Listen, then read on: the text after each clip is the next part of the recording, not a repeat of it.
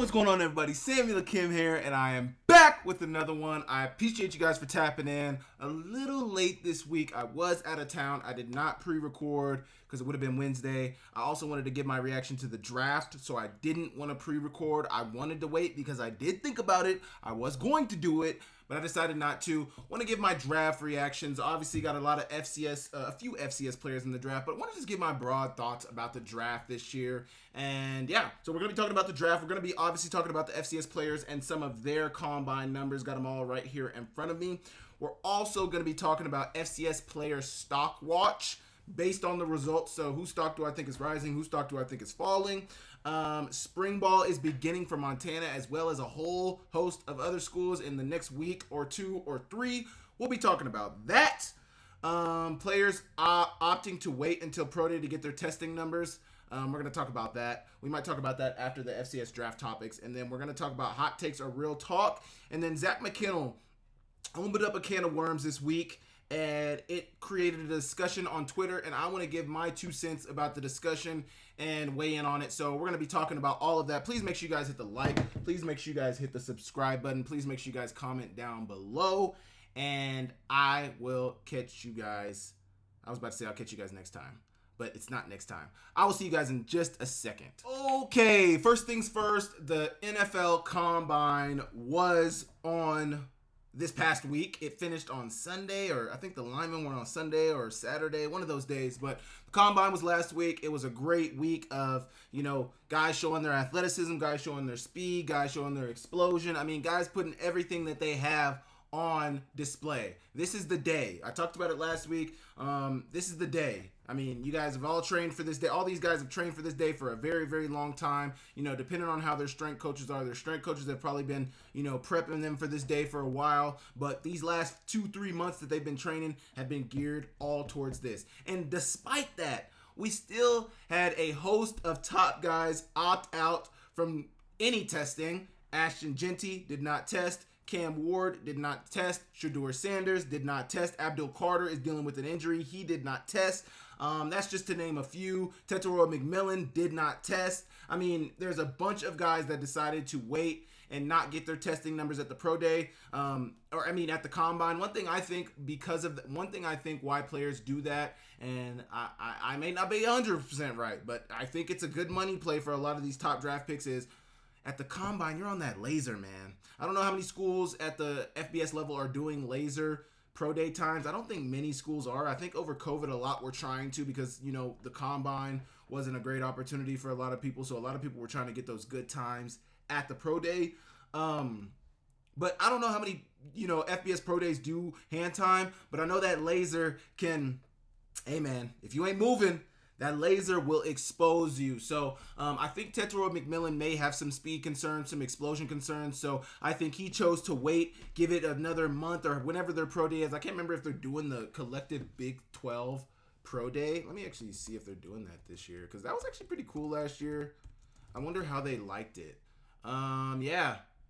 March 8th through the 21st, Big 12 Pro Day will return to the Star in Frisco as the league will partner with the NFL for the second consecutive year. That's exciting. So we'll get to see Tetairoa McMillan there. We'll get to see Shedeur Sanders there. We'll get to see Travis Hunter there. And also, actually, this makes a lot of sense now, because now that I'm thinking about it, Tetairoa McMillan, Shedeur Sanders, Travis Hunter, all Big 12 guys who didn't participate in the Combine. Now they're going to get an opportunity to do just that at the Pro Day. The Big 12 Pro Day. So I expect that's going to be a big event. You got Shedeur Sanders, who has been in the news a lot lately. A lot of people are saying they don't think he's necessarily a first-round draft pick. A lot of people are saying, there's rumors coming around. It's so funny during a time like this, during the Combine season and NFL draft season, because, anytime I hear rumors like what have been coming out about Shedeur Sanders, it only makes me think one thing. Sorry, I'm trying to look this up. It makes me think that there's teams out there who want Shedeur Sanders early in the draft or middle of the draft, but it makes me think that there's teams out there that want him, that are trying to send these confusing messages out there so that they lead any potential suitors in the wrong direction. They say, we're going to take him off our board. He's got character concerns, things like that. I don't know. I feel like there might be a little bit of that going on with Shedeur Sanders because, I don't know. I mean, I don't know. It's so crazy because you see the film and, there's obviously going to be some bad plays. Nobody's perfect, but obviously, he has the accuracy. He's not the fastest player, but he's very accurate. He knows how to diagnose a defense. He also didn't have a great O-line during his time, at least at Colorado. Not so much maybe at Jackson State, but definitely at Colorado he hasn't had the best offensive line, but he has had weapons. Jimmy Horn, Travis Hunter, the Heisman winner. I mean, come on now. Obviously haven't had a running back, so I mean we'll see. I don't think Shedeur Sanders' stock is as bad as people are trying to make it out to be right now. I think it's just hyperbole, and I think it's people who maybe want him on their team that are trying to send those messages out there. Also, another thing about the combine this year is I didn't necessarily see that one. Like, there was obviously guys like Maxwell Harrison ran a 4.28. Matthew Golden ran a 4.29 official 4.29, and he was kind of a guy who I think really came out of nowhere this past season. In Matthew Golden had some decent seasons at, I think it was Houston prior to coming to Texas, goes to Texas, goes off, and now he's projected to be the first receiver, looking to be the first receiver off the board. It's really between him and Tetairoa McMillan. If I'm really, I've broken down I've looked at Tetairoa McMillan's film pretty extensively last year and this year, and I don't know. I haven't looked at Matthew Golden's film, but there are some things about Tetairoa McMillan's game that I don't love. And if you go watch my breakdown this year or last year, I don't think I really covered it in last year's breakdown, but this year, his tempo on some of his routes isn't great. He's not super explosive in terms of his speed, running past guys. The way he creates separation, he doesn't create a ton of separation all the time. So, those are some red flags. But I mean, the production that Tetairoa McMillan had the last 2 seasons at Arizona is enough to garner him enough attention to be a late first round, early second round draft pick, I think, but we will see. But Matthew Golden, I would say, was probably one of the guys who really wowed at the pro day. He literally only ran the 40, ran a 4.29, and was like, all right, I'm out of here. 10-yard split at a 1.49. I mean, that alone tells people that, yeah, this guy is serious. And then you had the Hairston, the safety out of, I think it's Kentucky, who ran a 4.28. But outside of that, like, there weren't a ton of guys that you look at in this combine and were like, they just wowed, man. Like, I think, some of the biggest wow numbers you saw were from some of the linemen, or like Pierce, the defensive end. This man, what do you run, a 4.45? Out of Tennessee. I mean, it's just absolutely, he ran a 4.47. I mean, if there was anybody who really shined at the pro day, it was really him. Really him. Really balled out. There are some guys who you look at who kind of hurt their stock during the pro day, like Ollie Gordon, or during the combine. I keep saying pro day, during combine. Like, Ollie Gordon's somebody who didn't necessarily help his stock. He's a bigger running back, so I don't know how many people really expected him to run 4.4, 4.5, but he did run a 4.6, and I think his second time was a 4.67. So from that standpoint, that's where you look at it and you're like, Ollie Gordon probably should have waited and just went to the Big 12 Pro Day. I mean, I don't know what the rest of his numbers are, and I know it's a big opportunity there, but I mean, I don't know. But then you got this Tennessee edge rusher, James Pierce, 4.4, 740 with a hoodie on, 1.56, 10-yard split, 31-inch vertical, not crazy, broad jump, 10.3, not crazy. But that 40, I mean, that alone is just like, he's 6'5", 245 pounds, running a 4.4. What are we talking about? I have no idea. But, combine is a time for guys to, I think more than anything, the combine is a time for these guys to really get good, intimate time with some of these scouts. Not in an inappropriate way, but get good time with these scouts to be able to really, the scouts get a chance to interview them, ask all the questions that they want, really dive into some of the character concerns they may have, dive into some of the IQ concerns or not concerns they may have. Just find out more of who these players are. That's a big piece of it. But obviously the on-field stuff is a big piece of it as well.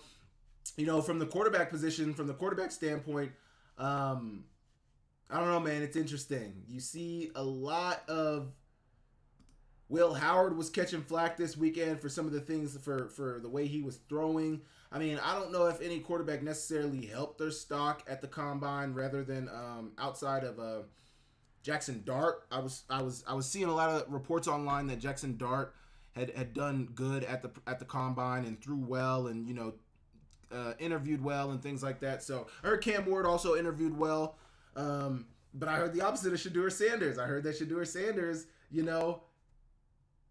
didn't test very well, didn't interview well. Not that he didn't interview well, but necessarily that he They don't necessarily think, some scouts don't necessarily think he may be the player for them. So we will see. But one thing I think about this situation is like, you got to look at the projections. You got to look at the thoughts that people have on scouts right as the season ends, because that's when I think they're really going to be their most truthful. Because Shedeur Sanders was up there top 3, Cam Ward was up there top 5, top 10. You know, some of the guys that were up there. You give it like a month, 2 months, the combine comes around, then you know the draft starts to creep up. You know, now I think we're like 2 months, a month and a half, 2 months away from the draft. And now some of the negative rumors start to come out, like, oh, he's got character concerns. I don't like the antics. He seems a little arrogant, you know. And I just think it's funny how immediately once the draft starts, you know, you get these thoughts and these projections. And obviously maybe people haven't dove into the film enough. Maybe they haven't dove into it as much. But once they start to dive into the film, once the draft gets closer, things start to change. And I don't know. Obviously, the Big 12 Pro Day, like I said, will be in 2 weeks, March 18th through the 21st. There will probably be a ton of eyes. You got Travis Hunter, Shedeur Sanders, Tetairoa McMillan, 3 top 10 picks in 1 combine. You also have, I was about to say Ollie Gordon. I don't even know what I'm about to say him, but he's probably second, third round pick. I mean, come on now. I'm sure you got some other players in there too. I'm trying to think of some of the Big 12 teams. OSU is not there. So, no, OSU's there. OU and Texas are not there anymore. I can't even think right now, but I'm sure. Let's see if on the Big 12 website they have any of their participants on there. DJ Giddens, running back out of Kansas State. Kevin Neal, or is that Kevin? Oh, Devin. KU's Devin Neal out of Kansas. RJ Harvey out of UCF's. Cam Scatterbo. I forgot about Cam Scatterbo. Actually, let me see. Let me just show you guys what I'm looking at. So Big 12 Pro Day coming up on the 18th through the 21st. Super exciting. I know a lot of people are going to be interested in seeing those guys, but here's some of the guys that you got at that Pro Day. Ollie Gordon, Taj Brooks, Cam Scatterbo, RJ Harvey. You got the Heisman winner in Travis Hunter. You got Shedeur Sanders, Tetairoa McMillan. You know, you got the guy right here, Jimmy Horn, Jack Beck, receiver out of and Savion Williams from TCU. I mean, I'm sure there's going to be a lot of eyes at this Pro Day. It's a great opportunity for a lot of these Big 12 guys. It's really cool that the Big 12 does that because, you know, one thing I like about the collective Pro Day is, like, say that there's not going to be scouts at Iowa State's Pro Day, which makes me think Jalen Noel, Higgins are 2 other guys, receivers who are also going to be here. I'm wondering if they have them on the sheet right here. Yeah, I think they have them on the. Either way, it's going to be a really big. But one thing I like about the collective Pro Day, I don't want to use Iowa State. Say you got Arizona. Arizona's not going to get a ton of scouts this year. They would because they have a first rounder. But say in years past, Arizona wasn't going to get a lot of scouts at their Pro Day. The collective Pro Day allows for the scouts who are coming to look at, you know, Travis Hunter and Shedeur Sanders, they're looking at all of us. So if I ball out at this Pro Day, I'm going to get a look. Just because the scouts are here to look at Travis Hunter and Shedeur Sanders doesn't mean they're not paying attention to me as well. So I don't know. I honestly would love if the Big Sky could potentially look into doing a collective Pro Day. You know, because think about a year like my graduation year in 2021. Or my Pro Day year, which would have been 2022. But my last year was 2021, 2022. I was in the same class as Troy Anderson. I mean, we didn't have we had some area scouts at our Pro Day. I don't think we had anybody higher than an area scout at our Pro Day. We might have had some regional scouts, maybe, but I know it wasn't a huge turnout. Think about if the Big 12 did a joint Pro Day that year. Troy Anderson alone, he was the second pick in the second round. He alone is going to bring 10 to 15 scouts like by himself. That's what I think helped Daniel Hardy get a look. That's what I think helped get Ty Okada a look. That's what I think helped get a lot of those Montana State guys looks. Not that they're not good players. I'm not saying that at all. Ty Okada, Daniel Hardy, great players. Lance McCutcheon, also a really good player. But I think it helps when you have a guy who's already going to go high, who's already bringing the scouts around. It brings more eyes. And then you add on top of the fact that Daniel Hardy tested really, really well. Those guys might not even been there looking at Daniel Hardy, but they see him because they're there to see Troy, and it's like, we should give this guy a look. Now Daniel Hardy is still in the NFL. I mean, so I think the Big 12 and really the FCS could really benefit from. I mean, I don't know if the FCS could benefit from doing a combine necessarily, but I think if they did like a Missouri Valley Pro Day, if they did a Big Sky Pro Day, if they did a CAA Pro Day, I think those could be very eventful. Now, obviously, money, where do you location?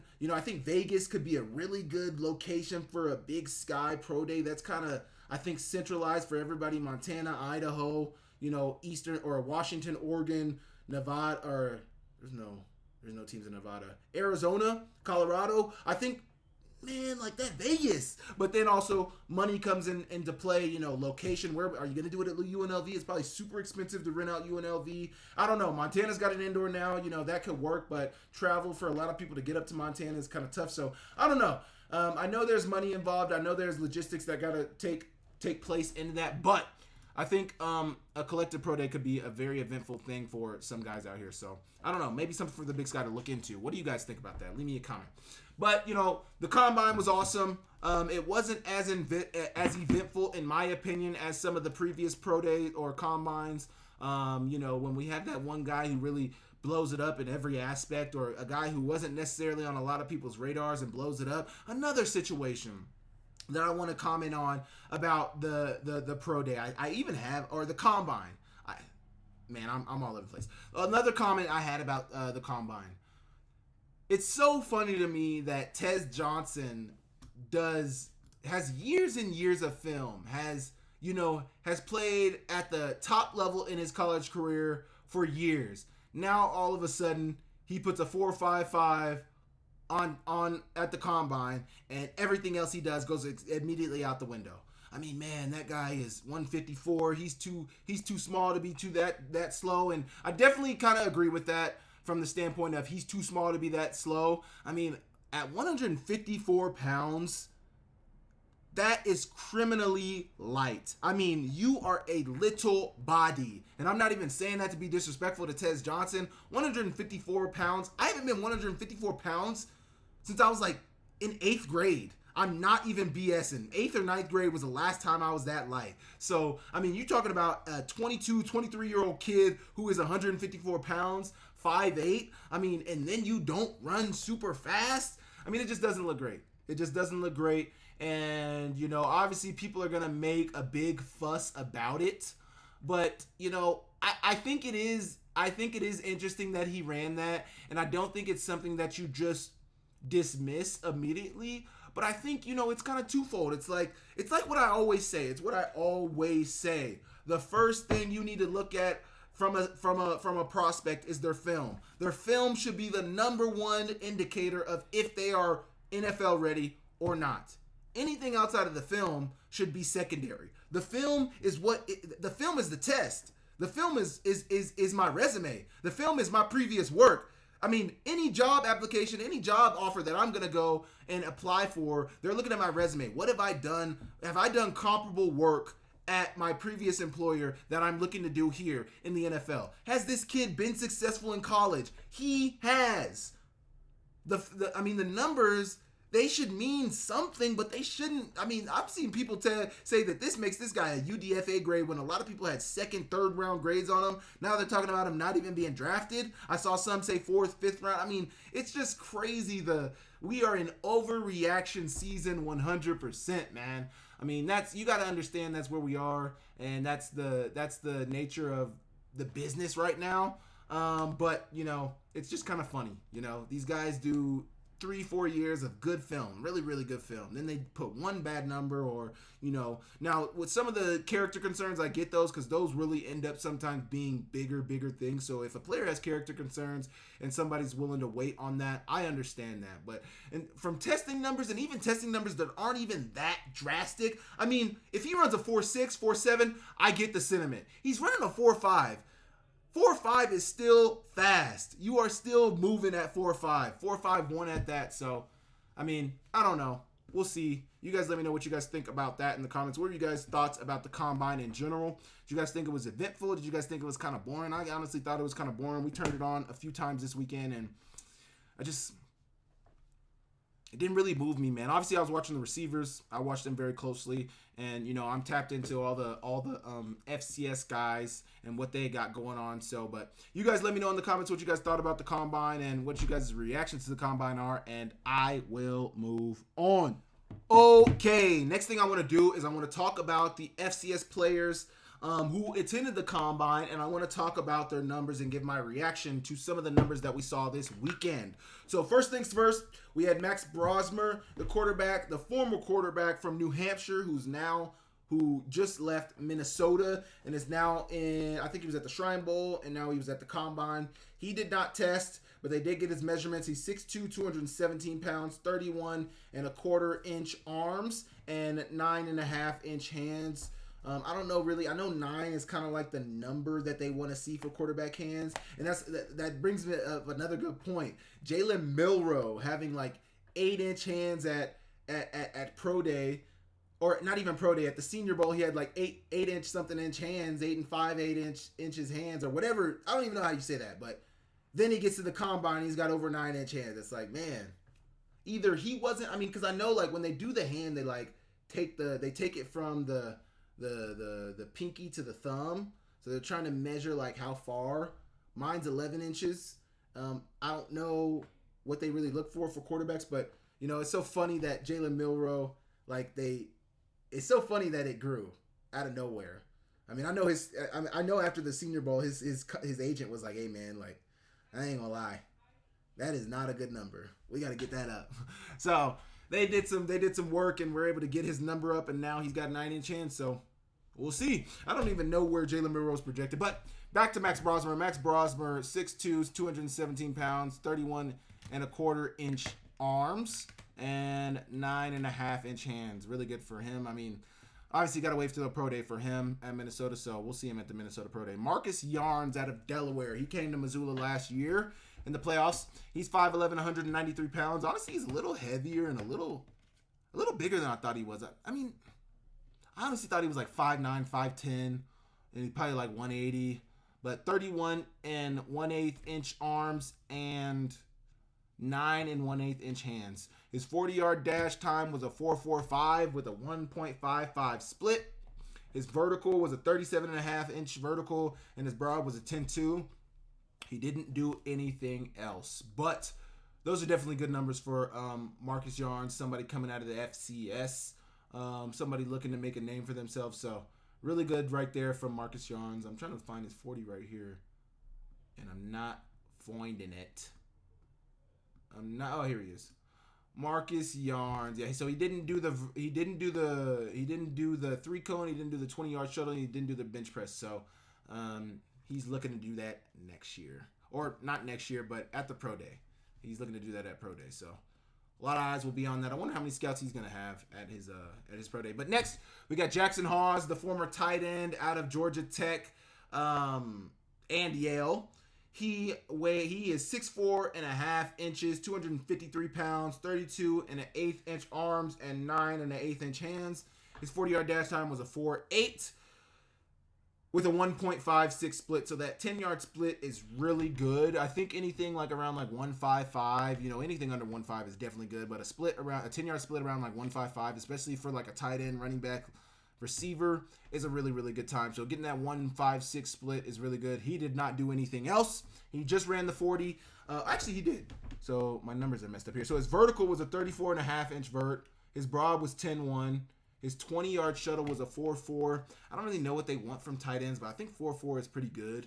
I think 4.4 is actually solid. And then bench press is 16 reps. So from that standpoint, I think they probably want more. And you're a tight end, and Daniel Jeremiah was talking about how he's a really good blocking tight end. So I know for somebody who's looking to be in the trenches, looking to block, he's probably going to be like your Y tight end. He's not going to be your H. He's going to be your Y, more inline tight end, more blocking. You definitely want him to at least get over 20, I would think, because me as a receiver, I did 14, but it is what it is. Next, we got a Big Sky guy at the combine. I think the last Big Sky guy we had at the combine was Troy Anderson, if I'm not mistaken. I'm trying to think about last year. Somebody can correct me if I'm wrong, but I think it was Troy Anderson, the last Big Sky guy at the combine. I don't know that to be fact, but somebody can let me know if I'm wrong. But Jackson Slater, Sacramento State, 6'3", 311 pounds, 32-inch arms, 10-inch hands. He's somebody who I think really did good for his stock at the Senior Bowl, and I think he just, added on to that at the Combine. 40-yard dash, 5:01. His 10-yard split, 1:78. I don't know really what you want from an offensive lineman on their split, but I know his 40-yard dash time of 5:01. I think that's really solid because they were all going crazy over a guy who ran a 4.91, saying that's like the fastest time from a lineman in I don't know how long. I think it was based on weight and stuff like that. But 5:01 for Jackson Slater is amazing. Vertical jump 28.5. I don't know how great that is.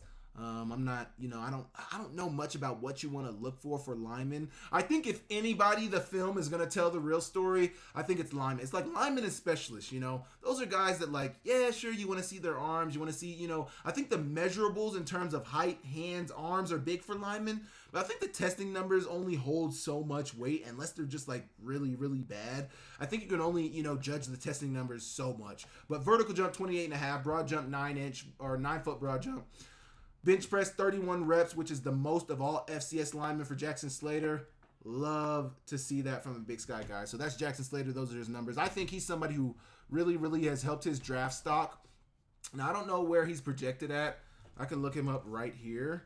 I don't know where he's projected at, but I know on the NFL.com it says that he's an average backup or special team. They have a 5.82 grade. I don't know how these grades are graded. But they said based on guards, he was the 4th ranked guard based on his score. He got a 96 athleticism score. Here, let me just show you guys. He got a 96 athleticism score and a 72 production score. So I think in production, they're looking at his college numbers, and then athleticism, they're looking at his combine numbers.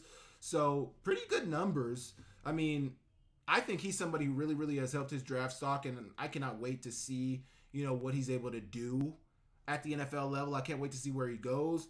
I don't really know where his projection's at, but, really good day for Jackson Slater. It's been a good couple of months for Jackson Slater. Hey, man, Sac State on top.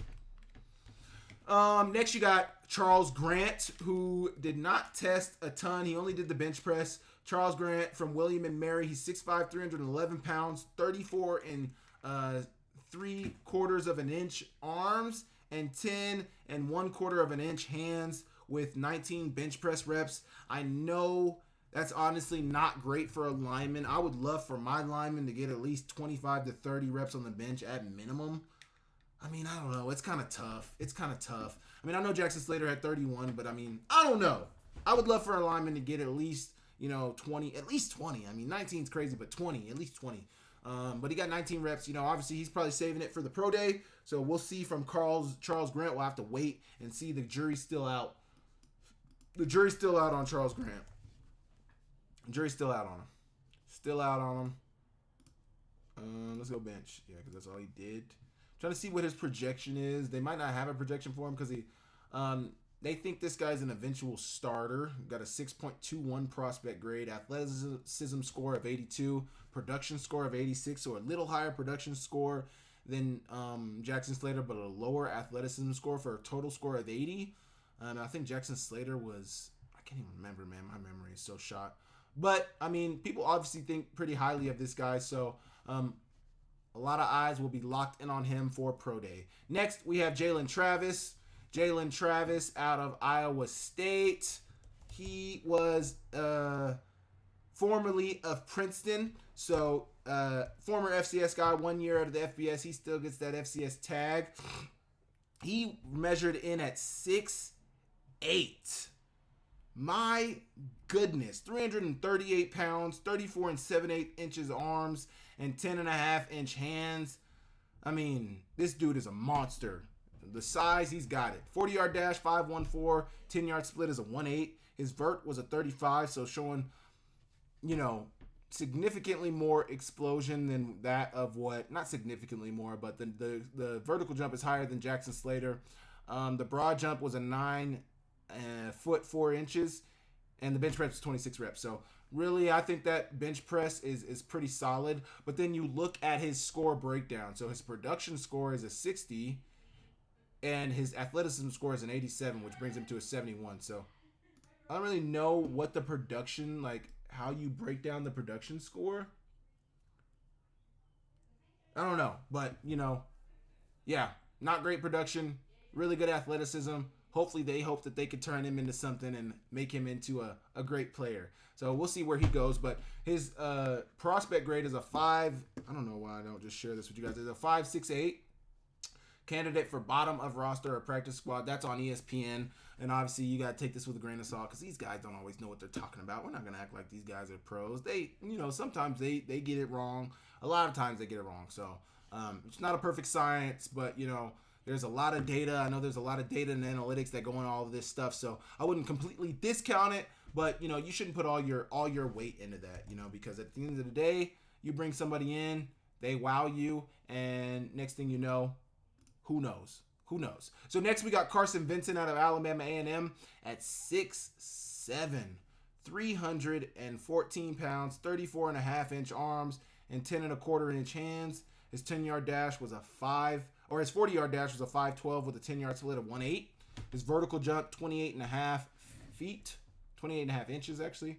His broad jump 9 feet 3 inches, and his 3-cone drill. Interesting. I don't think we've seen one lineman do the 3-cone drill so far. His 3-cone drill was a 7.51, which honestly for a lineman is not terrible. Not terrible at all. He got a production score of 64. He also got an athleticism score of 85 and his total score of 71. Average backup or special teamer, so looking like a practice squad guy or a 53, bottom of the 53 type guy. But, I think he could be similar to like a Braxton Jones. Big guy, got all the intangible, like the measurements, and he checks out. You bring him in, you start to develop him, and he turns into not a star, but he turns into a starter or, a really big, productive piece in your offense. So that is Carson Vincent out of Alabama A&M. Next, we have a North Dakota State guy, and that is going to be Mr. Gray Zabel. I don't know what numbers. Yeah, here we go. He did the vertical. So Gray Zabel out of North Dakota State. He is 6 foot 6 inches, 312 pounds, 32-inch arms, and 9.5-inch hands. His vert was a 36.5. His 40-yard dash. Not his 40-yard dash. He didn't do the 40-yard dash. His vert was 36.5. His broad jump was a 9 foot 3 inches, and his bench press was 26 reps. So a lot of these guys saving. I mean, you must look at what you're doing in your lead up to the combine and say like, oh, I think I can do this. I think I can do this. I think I can do this. Like, or you and your agent are having a conversation. And it's like, hey, let's save the 40-yard dash for the pro day on the hand time. Let's save the 3-cone and the 20-yard shuttle. Seems like everything that was a number that is a time, he saved it for the pro day. He's like, hey, we'll do that at pro day. But bench press, oh yeah, I can do that. Broad jump, oh yeah, that's not going to change much. The vertical jump, that's not going to change much. It is worth saying that Gray Zabel had the highest vert of all these FCS guys thus far, linemen at least, all the FCS linemen thus far. So from that standpoint, I think that's really impressive. I mean, that shows a lot of explosion. So I mean, yeah. Anyway, Gray Zabel, really good guy. Will eventually be an average starter. Total score of 87. He's got a production score of 91. Combine OT rank, that's first. He's very productive at North Dakota State. Played a lot of snaps. They played a lot of ball, and they won a lot. No surprise that his production score is so high. His athleticism score with the 36-inch vert. No surprise that his athleticism score is as high as it is. And his total score, to give him the high score out of all the offensive linemen at the combine, no surprise there. But he also didn't run any drills. So we will see.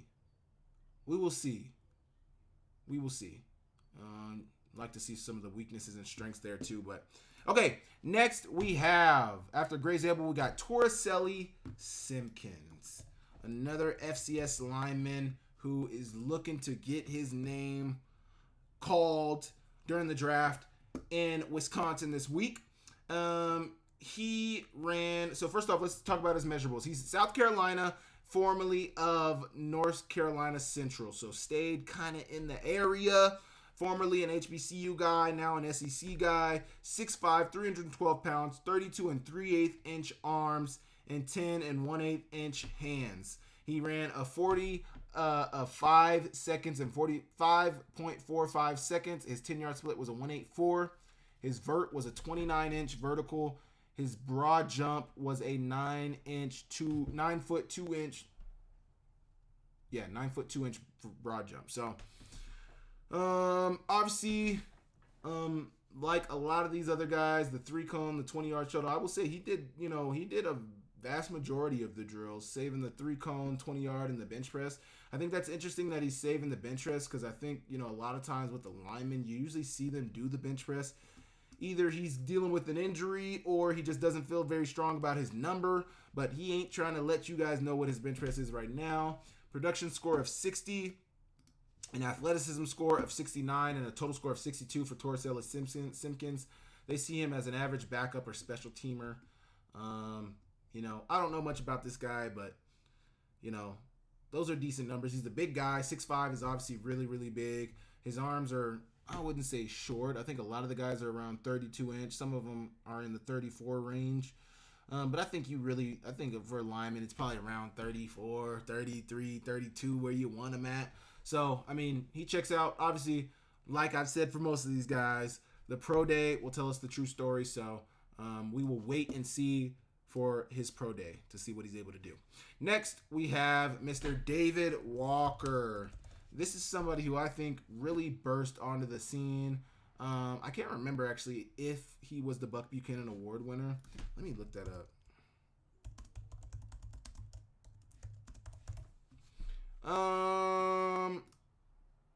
I think it was. Did it say Bears Walker? Who was this year? Yeah. Oh, David Walker. Is his nickname Bears? Bears Walker collects Buck Buchanan Award as FCS. It must be his nickname, Bears Walker. I've never heard that. But David Walker, the Buck Buchanan Award winner this year in the FCS. He's coming out of Central Arkansas. Did not transfer out of Central Arkansas when he probably had a really good opportunity to go to a better FBS school somewhere in the SEC down there where he played at. I have some thoughts about that transfer portal stuff, and I really can't wait till I get to that topic because I love that Zach McKennell brought that up. I love that he introduced that topic into the ether because that's something that I thought about during my time in Montana. Well, I'm not even going to get into it right now. We'll get to that later. But David Walker, Central Arkansas, 6'1", 263 pounds. I did not think he was that heavy. He's a pretty heavy guy at 263 pounds. But 6'1", 260 pounds, 31 and 7/8 inch arms, 9 1/4 inch hands. 40-yard dash of 4.69, 10-yard split of 1.65. So from that 40-yard dash, I don't know what you want from an edge rusher. I think you want a 4. I think it's kind of crazy because a lot of times these days you see the 4.5s, the 4.4s from some of your edge rushers. But I think in previous, it used to be okay to run a 4.6 or 4.7 as an edge rusher. That's really where you want him to be at. Maybe even a 4.8 depending on what the film is like. But vertical of 35 inches. He's got a 3-cone drill of 7.15 seconds, a 20-yard shuttle of 4.39 seconds, so that's really good. Almost that 4.4. That 3-cone is really good as well. Change of direction. Those two 20-yard shuttle and that 3-cone showing that change of direction. The broad jump is not great at 9.10, but the vert, I think, covers it for a 35. I think with him, you get numbers like this. David Walker, to me, is a perfect player where you see his numbers and you're like, okay, that's what we needed to see. 4.7, would you like him to maybe be a little faster? Yeah, maybe, but a 4.7 will do it. 1.65 split will do it. A 35-inch vert, I think, does enough. A 9.10 broad is probably the only one that I think you look at and you're like, but the 3-cone 7.15 at 263 pounds, that's great. And a 4.39 20-yard shuttle at 263 pounds is great. And 26 bench reps is great for an edge rusher. That's more than some of the FCS linemen. So I think with David Walker, he's the perfect example of where you're like, his film is great. His Senior Bowl film is also great. His numbers are good enough to where it's like he checks all the boxes. We are keeping him exactly where we have him on our board, or maybe even we're moving him up on our board because this is what we wanted to see. Who knows? But they got him at a 6.16, good backup with the potential to develop into a starter. 69 production score at Central Arkansas. I don't know so much what his numbers were. He obviously won the Buck Buchanan Award, so interested to see that production score. Athleticism score of 77, which kind of checks out with his numbers. And then a total score of 74. So not one of the higher rated defensive end edges in this combine, but FCS guy looking to get his name called probably in the 4th, 5th, 6th round. I could see him going 7th, but somewhere in there. Really exciting for this guy. So exciting for David Walker, exciting for Central Arkansas. I don't know how many draft picks Central Arkansas has had over the years, but David Walker's looking to be one of those. Next, we got Teddy Buchanan out of UC Davis, coming out of Cal. There are 2 Cal former FCS guys coming out of the FCS, or coming out of Cal, that are former Big Sky guys. One of those is Teddy Buchanan out of Cal. He is 6'2", 233 pounds, 31 3/8 inches arms, and 9 3/8 inch hands. His 40 was a 4.6 at the safety position, or at the linebacker position. I think a 4.6 is fine. That lines up with what you want. A 10-yard split of 159. I think that's a good 10-yard split. A vert of 40. That is really good from a linebacker who's weighing at 230 pounds. A broad jump of 10.5. I think that's pretty solid. And then bench press at 26 reps. Obviously, a guy coming from UC Davis going down the road to Cal. He did what he was supposed to do. Balled out. They got him graded at a 5.87 prospect grade, which is an average backup or special teamer. So probably a guy who's going to make the 53 as a special teams guy, if he does make the 53 as his first year, and is probably going to have to earn his way. But who knows? I mean, anything can happen once you get into somebody's system, once you get into the program. So Teddy Buchanan, Cal, formerly of UC Davis, out of San Francisco. So he got to return close to home for his final year of college football. But 61 production score, 81 athleticism score, 71 total score. Once again, I will say, taking these with a grain of salt. I don't 100% know how these are calculated, but it is what it is. So that's good for Teddy Buchanan, good for UC Davis, also good for Cal. So you guys let me know what you guys think about that, and I will move on. Next, we have Marcus Harris out of Idaho. So actually not out of Idaho, he's out of Cal. He was at Idaho in 2023, went to Cal in 2024. But I think this is really cool that these guys are at the Combine, because the fact that they are at the Combine means that they went to the FBS and did what they were supposed to do. They balled out, they improved on their numbers, and now they got an opportunity to be a draft pick. Now they got an opportunity to feed their family. Now they got an opportunity to let their legacy live on. Marcus Harris, 5'11", 189 pounds, 29 3/4 inch arms, and 8 7/8 inch hands. He ran a 40 of 4.45 and a 10-yard split of 1.52. That man went there to run the 40 and go back to his home, wherever he's from. I mean, he did what he's supposed to do. 40. Gosh, what am I trying to say? His agent was probably telling him, like, hey man, you about to run the 40. We're going to save everything else for the pro day. We're going to get the hell out of there. All right? Don't do too much. Just run the 40 and get out of there. Production score of 62, a athleticism score of 72, and a total score of 66. Really exciting for Marcus Harris there. 6'10", good backup with the potential to develop into a starter. Originally from Portland, Oregon. Coming out of Cal. Started at Idaho. Small hands. He's not a huge, your corners are 5'11", 6 foot. That's where corners are. So he's not necessarily small or anything like that. But pretty exciting from them there. Good for Idaho. Good for Jason Eck that still counts as Jason Eck, right? Right? I don't know. Last one, but not least, we got Isis Waxter out of Villanova. I know this has gone on a little long, but I wanted to give my thoughts about all the FCS players. So Isis Waxter out of Villanova, who were at the Combine. Wrong screen. You got Isis Waxter, Villanova, 6'1", 209 pounds, 31 3/4 inch arms, and 9.5 inch hands. He ran a 4.56 40 with a 1.53 split. So I think a pretty decent split. Not great as he got into the run. Still 4.56. That's fast. And that's the thing about a lot of these people out here talking about, like, Tez Johnson ran a 4.56. They have nobody who is speaking on his 4. There's probably one or two people who are speaking. There's probably nobody who's speaking on Tez Johnson's 4.5 who could actually run a 4.5. Nobody. Anyway, he had a vert of 35, and then he had a broad of 10.4. So right there's the numbers. Production score of 71, athleticism score of 69. So for a corner, not great athleticism. That 40 probably goes in that. That broad and that vert probably goes in that as well. Those aren't stellar vert, broad, 40 numbers for a corner. But they see him as a candidate for bottom of roster or practice squad. But like I keep saying, take this with a grain of salt. These guys coming to camp, anything can happen. You never know. So obviously, reps play a big part into that. A lot of times when a guy is getting drafted late, he might not get all the reps that he is deserving of, or he might not get the reps to be able to, really earn a spot, truly earn a spot. But, it's based on money. It's a business. When you're paying a guy $1 million, $2 million, when you've already paid a guy a couple million and he hasn't played a snap, best believe he's going to get every opportunity to shine because our money is invested. So that's what that is. You guys let me know what you guys think about these FCS prospects who were at the Combine. Who do you guys think balled out the most? Who do you guys think really, I think everybody kind of did okay. I think Jackson Slater is a guy who really has been improving his stock throughout this combine process, throughout this draft process. Marcus Yarns, I think, is somebody else to look at who has really improved his stock. But yeah, you guys let me know in the comments what you guys think about that, and I will move on. Okay, so the spring ball practices have begun for Montana, the University of Montana.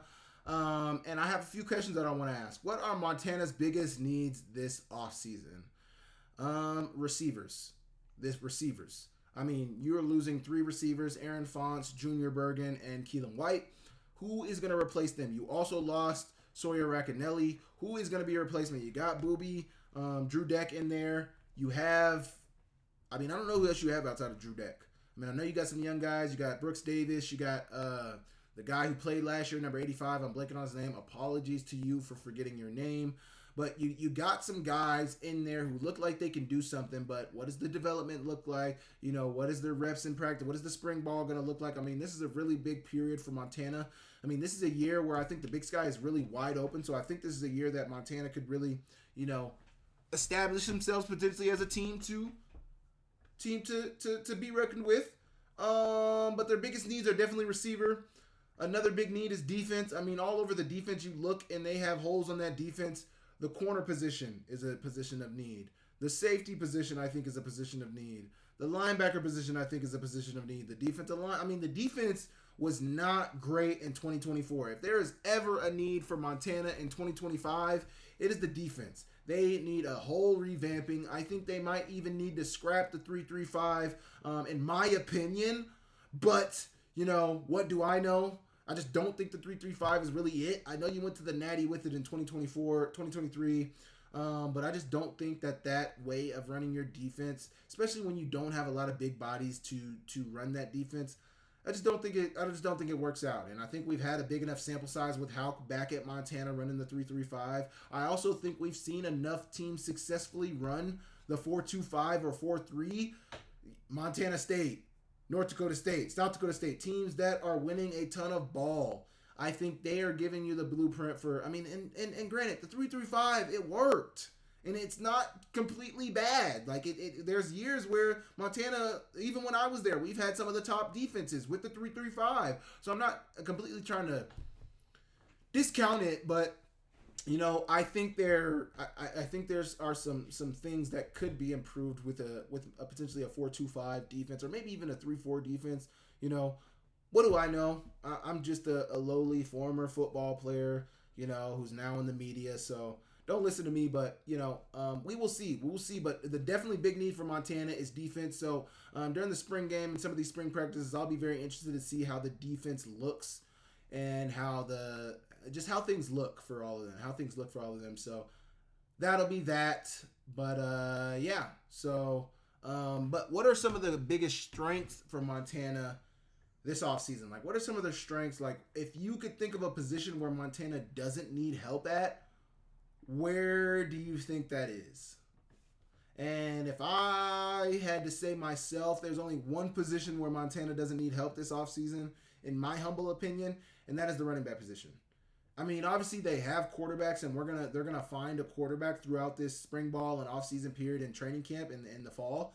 But I think there's only one position that Montana doesn't need any help, and that's running back. You got Eli Gilman, you got Malai Fanati, you got guys back there who can do the job. You got Stevie Rocker Jr. You got good backs back there who have shown that they can play good ball. So the running back position is solid for Montana. But outside of that, the offensive line is going to need. I was talking to somebody close to the Montana football situation recently, and he was telling me that, he literally doesn't even know what to expect from the team come this spring. Obviously, I was talking to somebody who's very close to the Montana situation, the coaching situation, and the football team. But he was telling me he doesn't even know what to expect from the team this spring. I mean, a lot of new faces on this team, transfer portal guys coming in. But I mean, it's just you just have no idea. The transfer portal has ravaged every team. NIL has run roughshod over the league and or over the FCS. And now it's just every year you're rebuilding. Every year you don't know what to expect. Every year it's question marks on your football team that need answers. So, Montana, I think there's a lot of questions on this football team. I mean, I just went through it. What are some of their strengths? They don't have any strengths. So from that standpoint, I will be interested to see what they are able to do. You guys let me know what you guys think about this Montana team this spring. Do you guys think that they look good? Do you guys think they don't look good? What do you guys think their team is looking like? What do you guys expect from them this year? You guys let me know in the comments down below, and I will move on. Okay, this is going to be my last topic today. I went a little long today with some of the combine talk, so I'm going to get into my last topic today, and that is talking about what Zach McKinnell and some people on Twitter or X had to say, mainly Zach McKinnell, but there was a lot of discourse around what Zach McKinnell said, so I got another quote on here. But Zach McKinnell said this on X about his time at, was it the Combine? At the Senior Bowl and the HBCU Legacy Bowl. He said, I heard this feedback from multiple scouts I talked to at the Senior Bowl and HBCU Legacy Bowl, and he was commenting on a Sam Herder post, but this post from Zach McKinnell was the main post that got a lot of the attention. SBS prospects that do not transfer are labeled as potential red flags. Why were they scared of better competition? Are they not good enough to play at that level? These are the questions about prospects that do not transfer to the FBS level. It's going to get harder for FCS programs to retain top talent. Zach McKinnell via X. There was also a quote on that tweet from College Transfer Portal via X. They said, transfer up from the FCS equals bad teammate. Don't transfer up from the FCS equals red flag for NFL scouts. What are FCS prospects supposed to do in today's world? Man, now, I didn't test well at my pro day, so I'm not going to say that, this is why I'm not in the NFL right now, because it's not. I didn't test well. I can be very candid. I can be very honest with myself and say that I didn't do well enough at my pro day. Also, I had a Liz Frank injury in college, and I had a collarbone injury. None of these are excuses, just being very real with what the situation was.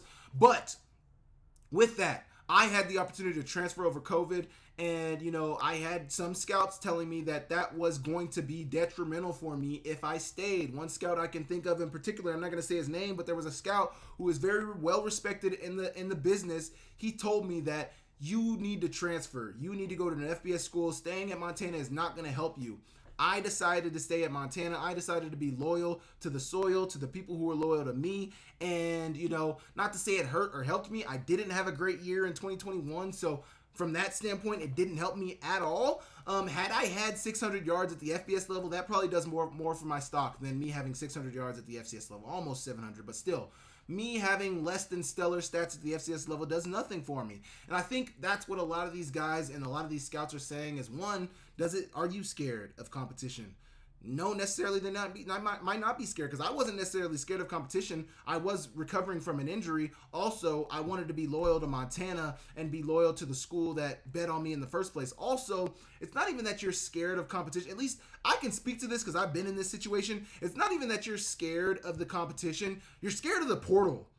You're not scared of competing for a spot at another school. You're scared if you're going to have a spot at another school. I mean, you have a guy like my friend Samori Toure, jumped in the portal, 1,400 yards, 13 touchdowns, 85 receptions, all Montana records, single season Montana records, except for the touchdowns. The yards and the receptions, I think, were both Montana single season records. He also had the single game record. He broke Randy Moss's record. That man jumped in the portal, and he had teams playing around with them. He ended up going to Nebraska, but, I mean, it is not a guarantee. I mean, you had D'Angelo Wilson, who jumped in the portal.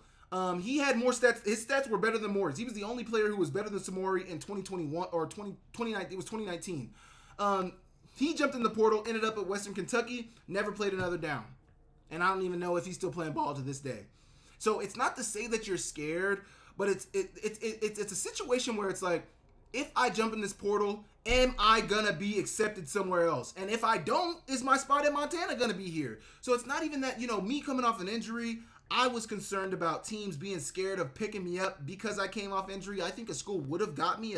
I think probably a group of 5 team probably would have been where I would have been fitted at. But, I don't think it's necessarily that these guys are scary. Now, I don't doubt that there are some guys that are like, do I want to go FBS? Will that hurt my stock? What if I don't play? I'm so sure that is in the consideration. But for scouts to say that it hurts your draft stock and because they consider you maybe a red flag if you don't transfer after having a good FCS season, I think that's kind of crazy, man. And not that everybody is discounting it, because I'm sure there's scouts out there that appreciate loyalty. They appreciate you staying down with the school that bet on you. But I think it's crazy. Not that it's crazy, but it's understandable. But it's an interesting discussion to have, because a lot of these FCS guys, it's an interesting discussion to have, but it's also not a great trend for the FCS. We are currently in an era with FCS football where they are getting poached at an alarming rate, and they are getting recruited at an alarming rate, and these guys are jumping into the portal. Not even some of these guys haven't even had great years, and they're jumping in the portal. So we're in a situation where a lot of guys have been jumping in the portal, transferring from their current school to a new FBS school for money, for better opportunity, for better draft stock. All of this stuff. And now you got scouts saying that it's a red flag if you don't transfer. I think that just paints the picture that every top guy at the FCS is going to be like, I got to get out of here. I want to play in the NFL. The scouts aren't going to look at me the same if I stay here. I can't stay here. I love you, coach. I love everything we've done. I love what we got going on here, coach, but I have to protect myself. I have to protect my family, and I have to do what's best for my football career. So I got to get the hell out of here, coach. So, I don't know. It's kind of a crazy development when you think about it, but, also, I think it was inevitable. I think something like this was inevitable, and it was bound to happen at some point with the way the transfer portal NIL is all going. So we will see. You guys let me know what you guys think about FCS. Do you guys think it is truly a red flag for a guy not to transfer, or what are you guys' thoughts on it? You guys leave me in the comments down below, and I will move on. Okay, I want to thank you guys for tapping in today. Obviously, we got some FCS Combine talk, a lot of SCS Combine talk in this discussion this week. You guys let me know what you guys want me to discuss in the next video. I'm going to send out some questions for people to ask. I need to do that. There's a lot I need to do. Grad school finishes in 2 weeks, so that is a plus more time on my hands. But I want to thank you guys for tapping in. Thank you guys for tuning into the channel. Make sure you guys subscribe to the channel. A lot of you guys who watch my videos are not subscribed to the channel, so I need all you guys to hit that subscribe button, hit the like button, leave a comment down below. Make sure you guys tell a friend about me, tell your friend's friend about me, and make sure you guys come back next week for another video. So I appreciate you guys for tapping in, and I will catch you guys next time. See you later.